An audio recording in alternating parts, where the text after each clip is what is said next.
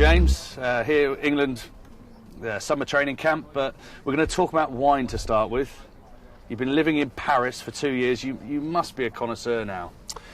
Yeah, I mean, contrary to popular belief, we don't finish training with a little rosé in the afternoon and then, you know, have a nice red decanted ready for dinner. Yeah, I mean, I did. All jokes aside, one training session, I was talking to the guys. Everyone stopped what they're doing. A trellis table was brought out, erected. They call it a little degustation. There was bottles of red wine brought out, saucisson, all this kind of stuff, and they started having a drink. I was honestly shocked. We had training in half an hour, the boys having a little glass of red wine and eating some foie gras and everything. Only happened once though, because the training was terrible afterwards, but you know, it was an experience.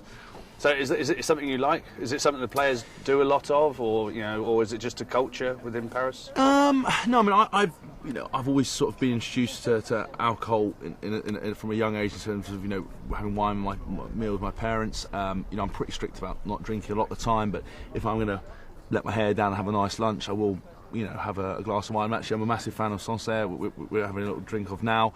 You know, Sauvignon Blanc's one of my favourites as well. These are the kind of things that I really enjoy, and I think it's quite nice to relax. And would white wine be a preference, or?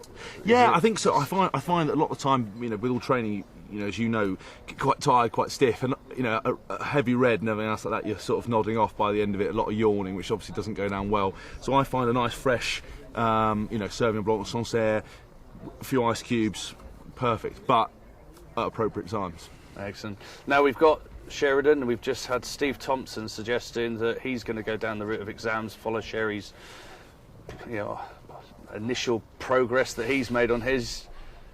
Do you think Tomo will actually go through with it? Yeah, I mean, I think, you know, Sherry's a very studious individual. I mean, I don't think it's got anything to do with the fact that he has to drink a certain amount of wine. Is why he's going for the qualifications. I'm not sure Tomo. You know, Tomo's a guy that has a scattergun approach. You know, he loves his hunting and his shooting and everything else like that, and he's fully committed to extermination of all wildlife. I think he probably could be as committed to drinking as that as well, but I don't know. If anyone can do it, Tomo can do it. Excellent. Lovely. I mean, I mentioned, yeah, we're here for the summer training. Yeah, how's it been going? Yeah, good. I mean, we haven't had a lot of bottles of white wine or discussions about wine, but it's been good. It's very tough, as you know. Preparing for a World Cup is it's a very special and different experience, because you have a mixture of really intense competition, but you're lumped in with guys for 8 or 9 weeks, 2 or 3 months, and it's about getting the right balance of keeping everything on the field, and when you come off the field, bonding, enjoying each other's company, and I think we've got the balance right now. And you mentioned almost like a competitive nature. You know, who are the guys who've been leading almost like that side of things? Yeah, I mean, I think you've got guys like Lewis, you know, Lewis Moody. He doesn't really have a setting. He either has 100% or off, and he's very rarely off. So he can turn any session into a full combat session. But that's great for a captain, because he's always leading from the front. I think. You know, Nick East, just a lot of the forwards, you know, a lot of our sessions, you know, often we look across at the backs and they're kicking the ball and enjoying themselves. We pretty much motivate ourselves to be as intense as possible. You've got John Wells, Graham Rowntree, Martin Johnson, you know, all nuggety individuals, and they, constantly on our case, and that sort of spawns everything.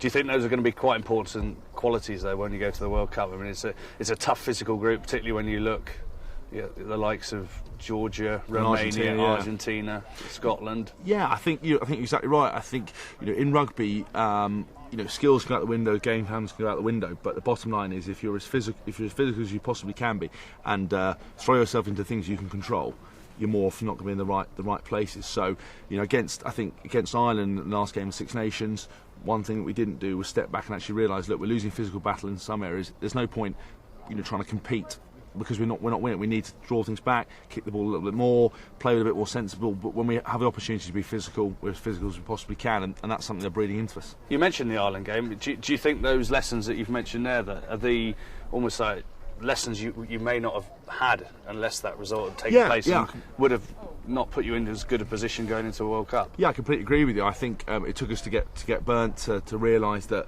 we needed to change things, that we needed better game management, that we needed to, you know, when you play against an Irish team that are great in defence, they're not particularly aggressive attacking way, but as soon as you run into them, they're holding you up, they're trying to convert the ball, they're trying to steal the ball, slow everything down, having 5 or 6 second rucks.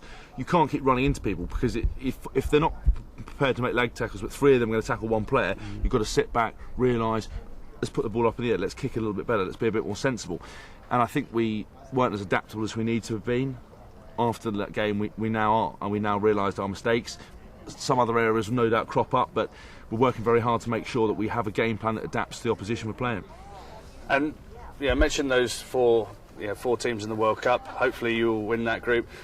Is there a progressional route of teams you'd like to play from quarterfinals beyond if the results are good again? Do you know what? It's weird. I was always a rugby fan as a kid, but when I've played, I have literally no idea about anything in terms of who we're playing, what we're doing, when we're doing it. I don't really look that far ahead. I know it's the old cliche of head down, focusing on what's happening next, but I don't know, because anything can change. 1 week you're in, 1 week you're out. There's so much can change. From all I've got sights on at the moment is that Welsh game and the opportunity to play in that, because John reiterated the squad that fair play, 5 weeks of training, some of you aren't going to get an opportunity to play in any of those games, and that's a tough pill to swallow, having missed out on 2007 and only being a schoolboy in 2003. It's those are targets you go for. Progressional routes, all that kind of stuff takes care of itself, really. What would be your earliest memory of a World Cup? I think it was 1999. Rob Andrews dropped goal against Australia. Was that 91? 1 or 2? I can't. 95 was it? 95. Yeah, I remember coming into my dad, who always disappeared to watch rugby games, and I came in and watched Rob Andrews in that game. Australia put that massive drop goal over. That was it. Yeah, I remember 1999 as well.